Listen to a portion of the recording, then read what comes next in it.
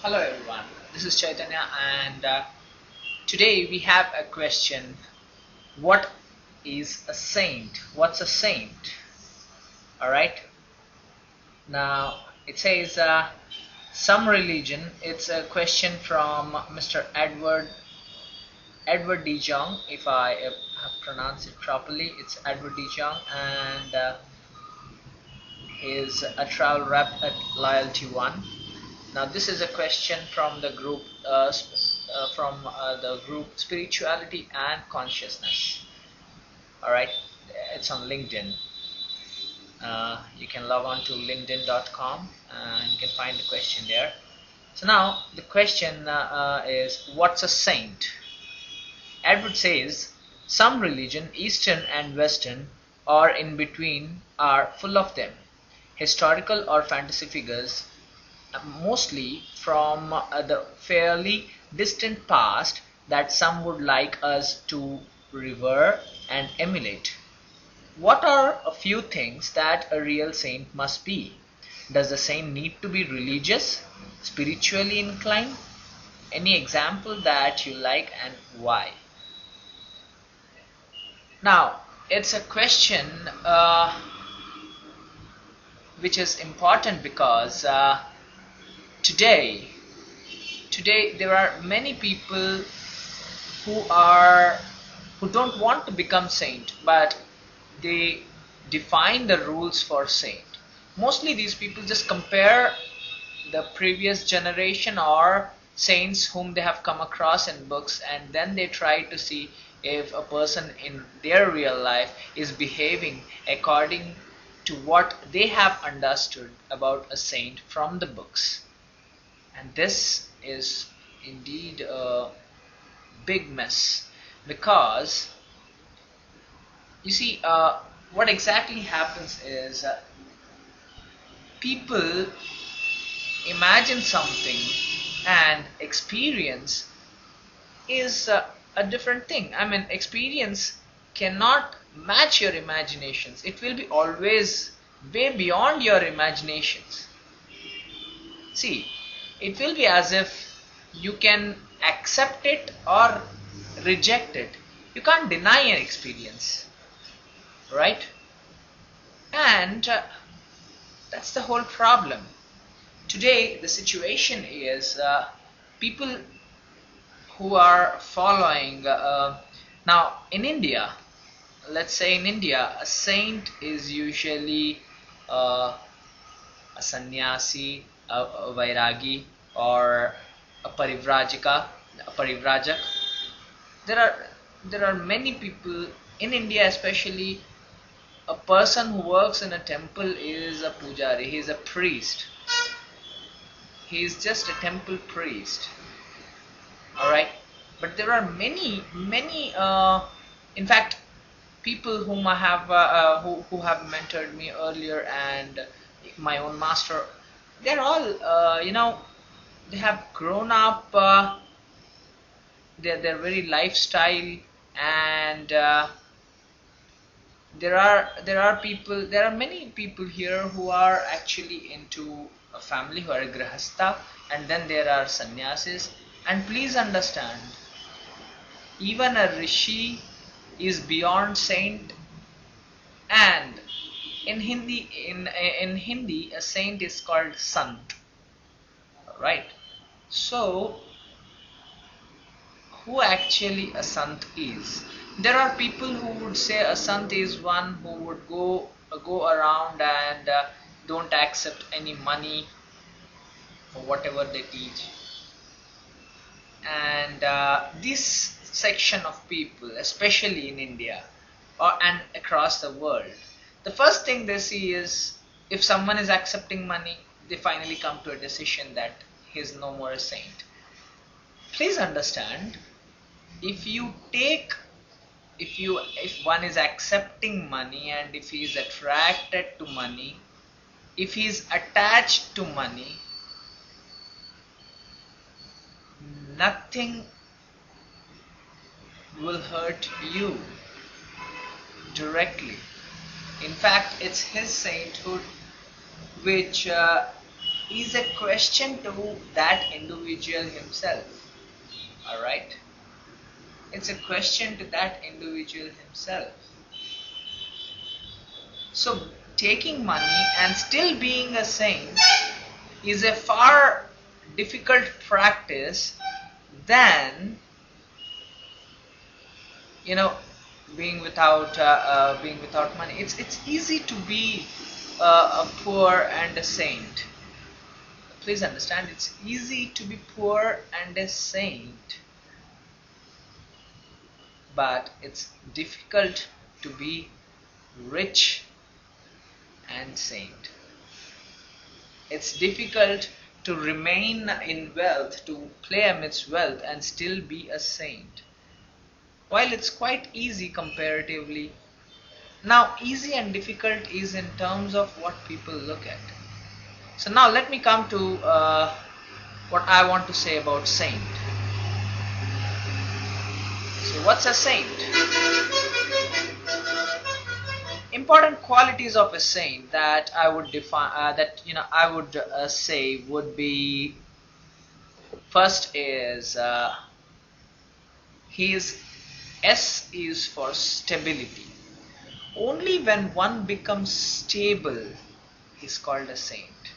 We'll come to each quality one by one, but before that, let's see one by one. So S is for stability. A is for authentic. A saint is authentic. I is for integrated. It stands for integrity. N is for the never giving up on himself or others. A saint has this quality of never giving up on himself and others. So S-A-I-N.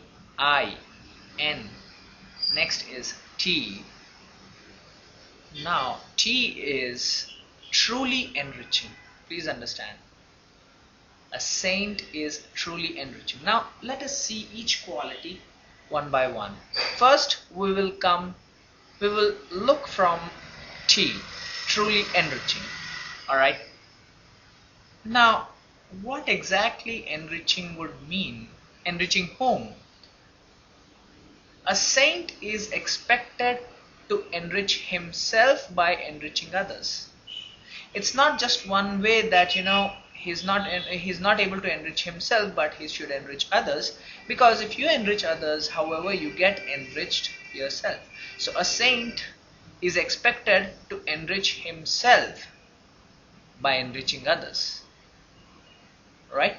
And what's the best way to enrich others? Please understand, any sort of a self-doubt, whatever it is one of the biggest hidden incompletion within. Alright? So, making people find out their own self-doubt, that means a saint would help people to identify why they are behaving how they are behaving by identifying their incompletions and making them. So the first thing a saint would do is identify or help people identify their pattern of their different patterns, which are nothing but their incompletions. And by identifying their when he helps people identify their incompletions and help them completing, the saint himself experiences that completion in some way or the other. So that's the T stands for truly enriching, and truly enriching means making people free from their completing with their self-doubt, with their any other incompletion patterns. So that's the first thing. Let's say he helps with T. Truly enriching means he helps them identify and complete it, right? Now we will see never giving up attitude. So N is for never giving up upon himself and others. Now this is something where most of them struggle or change their path, the never giving up attitude. So what is never giving up on ourselves or others? See, understand, when you do something and you don't get the expected result, usually you try to give it up, correct? Now that is one sort of giving up. The other sort of giving up, now this is with practice. The second comes with the direction. You know something is right, but you don't do it, thinking with a self-doubt that you may not be able to do it, or it may not be for you. And because this self-doubt exists, it is because of this self-doubt pattern that never giving up attitude is really required. So a saint will have that never giving up on himself. See, please understand, it's about direction. It's not just about efforts. It's about direction. You may try one method and you may not be successful. You may try another method. Now that's not giving up on yourself. That's not giving up on yourself, because you still are on the path. Alright? Please understand, a goal is not something which should motivate you to work right now, to take the next step. No. A goal is to direct you towards the goal, towards the path. I mean, it's a goal. For example, let's say in Gita, the purpose, what exactly when I say goal, I mean purpose. You don't need a purpose to do some action. You need a purpose for the direction in which the action is applied and it is producing the result. So for the direction you need a purpose. The direction in which you are applying your thoughts, your energy, your decision, your work. A purpose is needed to give a direction, not a reason for your action. Alright? So the moment you see, you take up a purpose for your action and avoid the direction. Purpose should show you the direction, but when you don't see the direction and when you see a purpose as a reason for action, that is the point where you will give up, because it's not the proper way as such. And the big thing is you are aware of it, and it stems from the self-doubt. Okay, it begins from that, which actually is not your nature again. So it's not natural. Okay, never giving up attitude is a natural attitude. This is what I'm trying to say. I'm not saying that it's a special quality. See, every day you sleep, isn't it? Every day we sleep in the night. We don't give up sleeping right away. Giving up is not something which is very easy. You have to work more harder to give up something. And we all know this. When you get a bad habit, it is very difficult to give up. But when you are doing something good, you feel it is very easy to give up. If a good habit is easy to be given up, bad habit is also equally, it can be given up. Right? So not giving up on yourself is more important. If you just see, understand this, giving up, if you cognize this way, that you had a good habit and you gave it up, now you have a bad habit. The moment you cognize that you can give it up, that you can give up that also, this is not giving up on yourself. Understand this very carefully. Let me repeat it.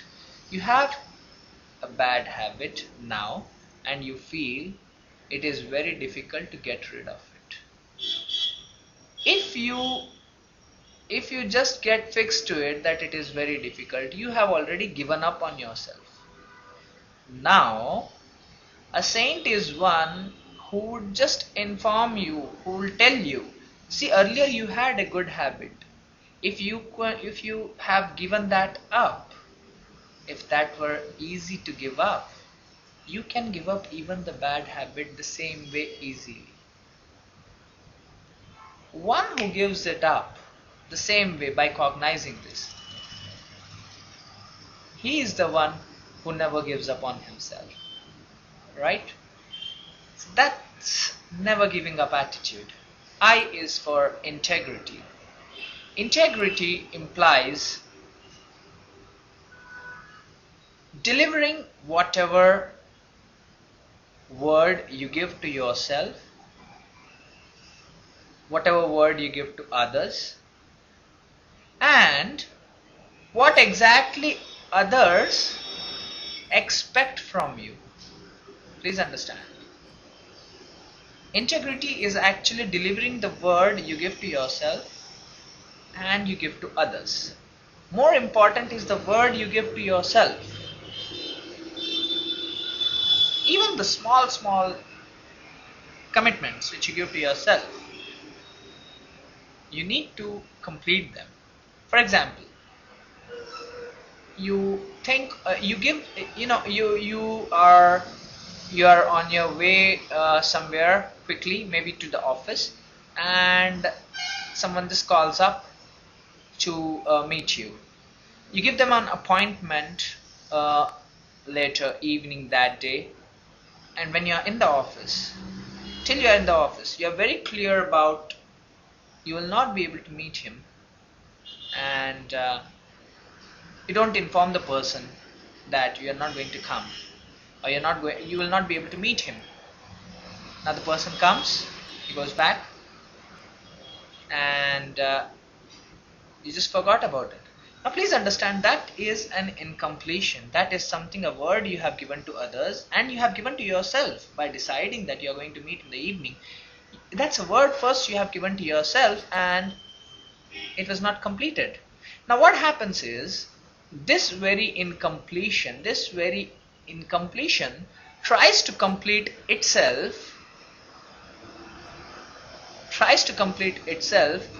by appearing as a thought which again cannot be completed, or it comes out as, for example, if you have a pattern of lust or a habit, something like smoking, or some habit, some pattern like lust or depression or something, if you do not complete, if you have not completed, and this incompletion of not meeting the person, it actually transforms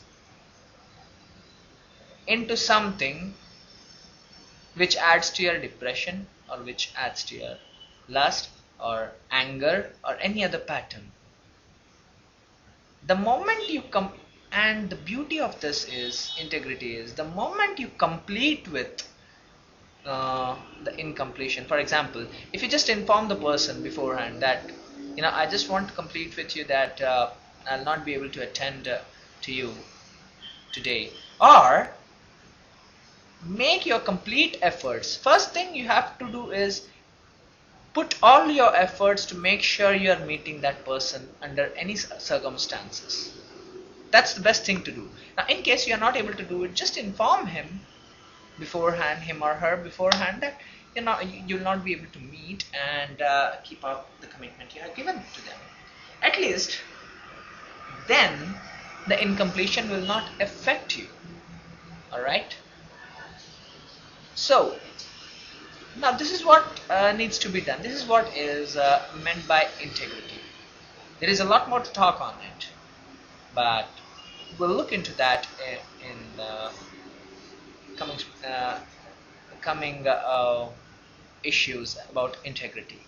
The next thing is authenticity. And what authenticity means? Authenticity means, now integrity means giving up, I'm sorry, never, integrity would imply living to others, giving the word to yourself or others and completing it, right? So complete integrity would imply delivering whatever you say. Now authenticity means you have said something, now others expect maybe a lot more out of you. Delivering what they are expecting and delivering the highest possible outcome is authenticity. For example, you can lift 5 or 10 bucks. Let's say you can lift a weight of 20 liters at a time. All right, a bucket of 20 liters, and you are aware of it because you have done that earlier. Now, just because someone is everyone around you is carrying a bucket of weight of only 10 liters, a 10 liters bucket, that's their capacity, you can very comfortably do that, right? That's quite fine with you. But when you extend yourself and when you put an attempt beyond 20 liters, that means you put an extra effort and try to see your maximum possibility. So the space of highest possibility, the space of higher possibilities continuously, that's what highest possibility is.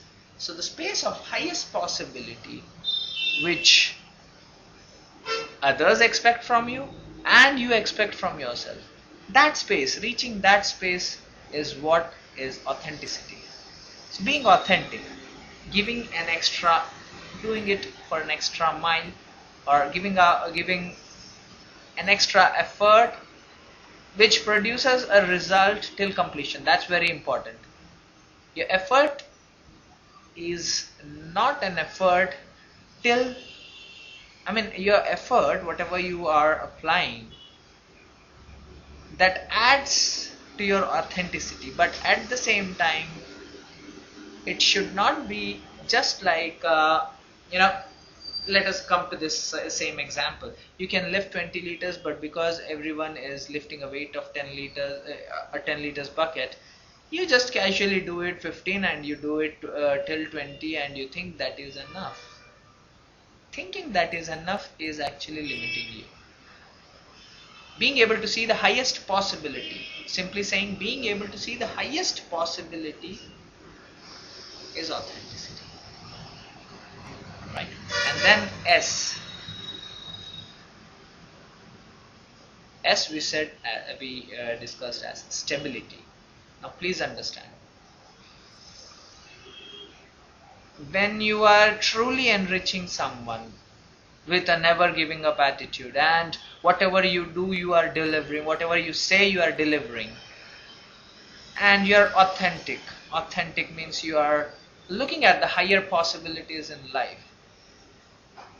You can do it once it happens and you feel like wow, and then if you give up that practice thinking that you have achieved something, if you think that you have achieved that state and you just give it up, it's no more, that state will remain with you, but over a period of time, when you take it for granted, there is a very high possibility to get off to move away from that state.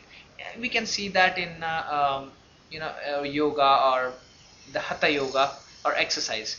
uh, we go to we do the exercise, let's say we do it regularly and regularly for 20-30 days. Then suddenly you take a break for 1 week and you don't do it, uh, you don't do it for a week. Now to go back after a week and to do it again takes almost 15 days to get back into the same rhythm, right? But at the same time, if you are doing it in a if you are steady in it, if you just do it as your practice, not because you have to reduce your weight or you have to do something like you have to reduce your weight or you have some disease, and till that disease is cured you do the yoga or even meditation for that.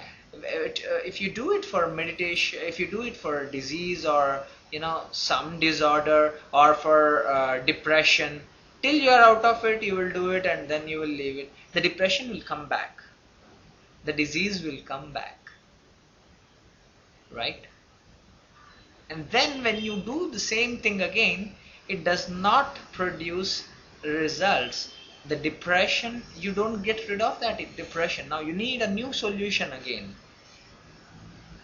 And this is the big problem. Please understand, when there is no steadiness with meditation or yoga, there is a very high possibility that you experience, if you use yoga for smaller purpose like disease or headache or for any small reasons, that very reason can come again with increased strength. And that's the reason that yoga was never given as a a technique for stress reduction or something. It was never meant for that. Stress reduction happens as a side effect, curing happens as a side effect, but it was not the purpose. Right? So stability implies you doing it. For example, you doing all these things. First, truly enriching, then truly enriching others and enriching yourself without giving up on yourself, because people are not interested when you go yourself and you really want to enrich them. Not everyone may not take it that way. It's quite difficult, because you are helping someone who needs it but do not want it. You are helping someone who needs it but do not want it. So definitely it's difficult, and there will be cases where you tend to give up on yourself. So never giving up attitude. Then whatever you say, you are delivering it, because you are doing it out of you are many of the people, when they do something for others, especially when you are helping others. I don't want to use the word help, because you are helping yourself. The moment you feel you are helping others, you may not deliver what you exactly said. You may just work towards it, but you may not deliver it exactly the way you said it. And the person would feel, anyways, he's helping me, and he's just helping me out of concern, and he may feel happy about it. And that's what actually people, the person who are helping, they themselves would expect, that why do I need to help you? If I'm helping you, that itself is a great favor I'm doing you. Now this is what is against integrity. If you have committed to help someone, helping them is your responsibility. Alright? Helping them and completing what you said is integrity. But a saint would go one step further. He is more authentic. He delivers what he says, and then he sees what is the highest possibility that he can deliver to someone.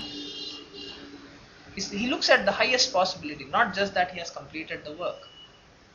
He goes one step further. He is more authentic. He or she looks into the higher perspective. And after doing that also, there might be cases where, people may not recognize it that way. They may not get the recognition to that extent. Alright? But still they continue to do it as their lifestyle. They just practice it as their lifestyle. They don't bother about, not bothering about recognition does not mean that do not want to get recognized. No.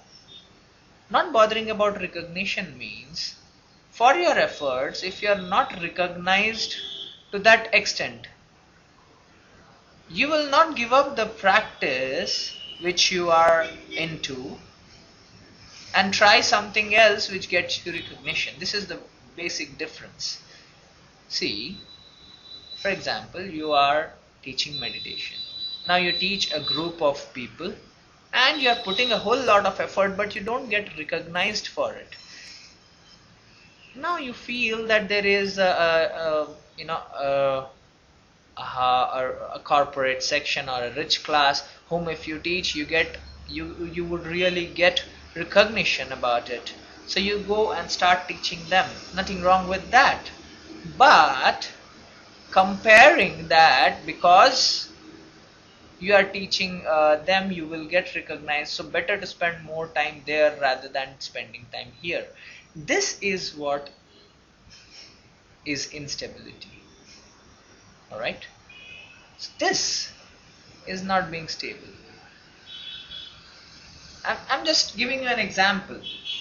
Now, it's a very general example. Now, there can be reasons, there can be reasons that this is the very general thing which happens with people. Now, what happens is when they go and teach even the people who are, who are maybe say from the masses, if you go and teach a corporate sector, they will, after a few days, you will see a similar pattern happening again,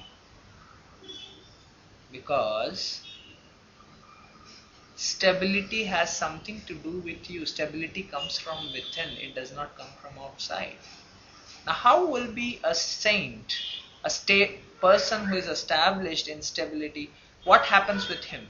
See, he is very clear. He will teach the masses, classes, the corporate sector. He will teach everyone. And of course, we don't say that it's possible that he may charge even the masses higher or at par with the corporate people in the corporate group. But the quality which he delivers, these all things which he is delivering, he just goes on doing it as a lifestyle. It's all about reaching more and more people. For a saint, it does not matter whether it's a mass or a class or someone else, whether he is getting the recognition for it or not. Just because he's getting recognition with the classes, the class and the corporate group, it does not imply that he would teach only to them and cut down his 2 or 3 hours of work. No, he gets stabilized. Means what? He is just out of completion, he is doing it, and he is stabilized in completion. That's what it means.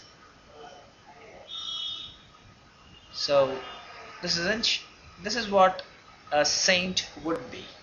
So a saint is someone, let me just put it once again. First of all, a saint is we look at T, which is truly enriching. Truly enriching is the basic quality for a saint. Then you have never giving up upon yourself and others. Then the next quality is integrated, delivering whatever you say.